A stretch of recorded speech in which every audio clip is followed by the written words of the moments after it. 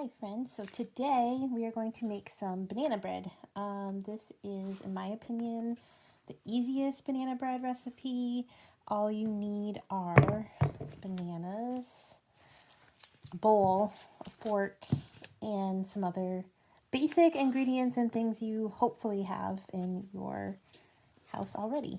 The recipe I'm using is from Simply Recipes. I will leave a link to that in the comments. Yeah, we're just going to get started by taking our bananas and mashing them with a fork. And we're doing it right in the bowl. No need to dirty any dishes.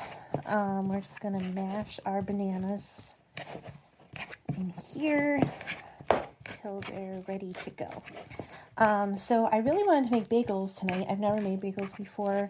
I have the sudden urge to make bagels, but then I decided I didn't have the energy to do that. So wait, for a bagel video to be forthcoming. But I did also want to make banana bread and have these bananas ready to use. So here we are making banana bread. This is, again, I think a super easy recipe, super simple, super fast. I have prepped a lot of the stuff, so it's going to be even faster than normal, but really this is not going to take you too long to make. So you're going to mash your bananas until there's really not any chunks left in them. You don't want to have large chunks of banana in your banana bread. Maybe you do. I don't. So when it gets to be around this consistency, that's usually when I call it quits.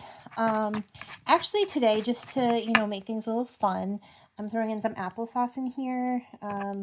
My child decided he wanted applesauce and then didn't want applesauce.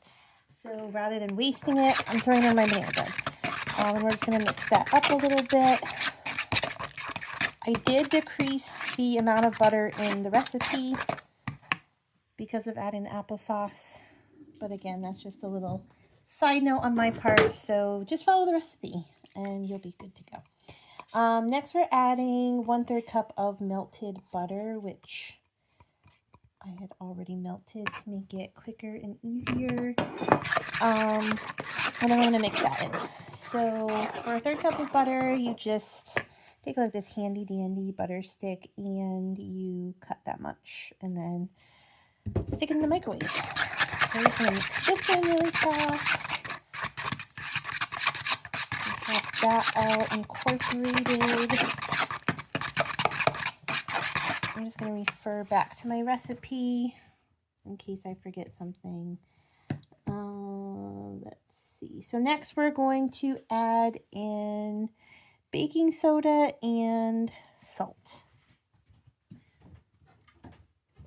Forgot to grab my salt. Salt is one of those things I don't really measure.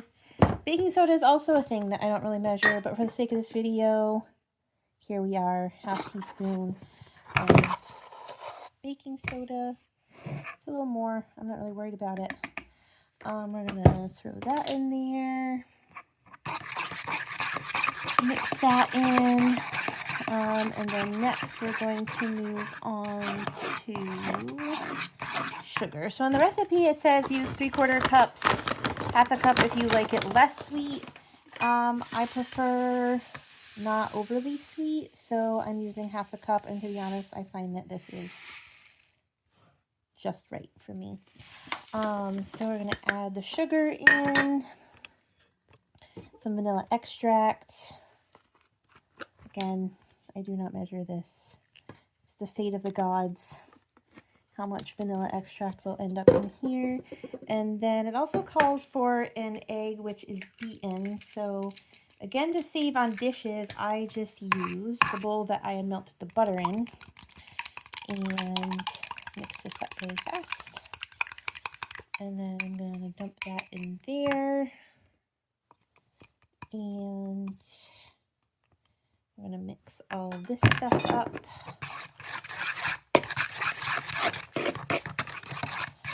Again, nothing fancy needed for this.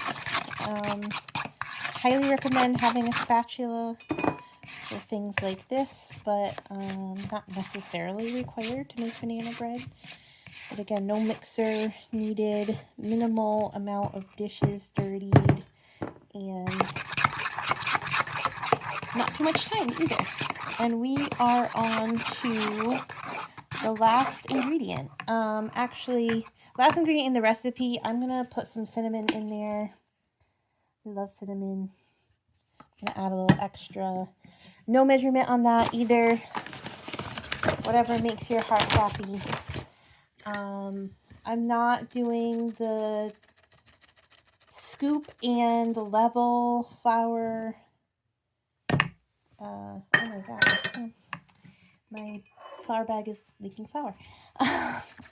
So I'm not doing the traditional scoop and level. My flour bag is almost all empty too. I feel like banana bread is pretty forgiving. And plus I added a little extra liquid with the applesauce, so I'm not really worrying about it. And yes, I always make a big mess when I bake. That's part of the fun. So we're just going to mix this up until everything is incorporated.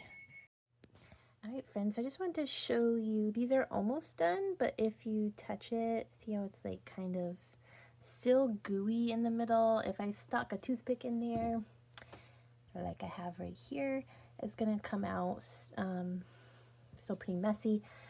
But the top is starting to get browned. I don't want it to burn, so I'm gonna stick one of these over here, which is just a little aluminum loaf pan. So that way they don't burn, but it can keep cooking. So we'll give it a little more time. Alright, so I put these in for about another 6 minutes. As you can see now, toothpick is coming out clean. When you touch it, there's not any give in the middle, and they smell amazing. I can't wait to try them. Let me know if you try out the recipe and how it turns out for you. Thanks for watching.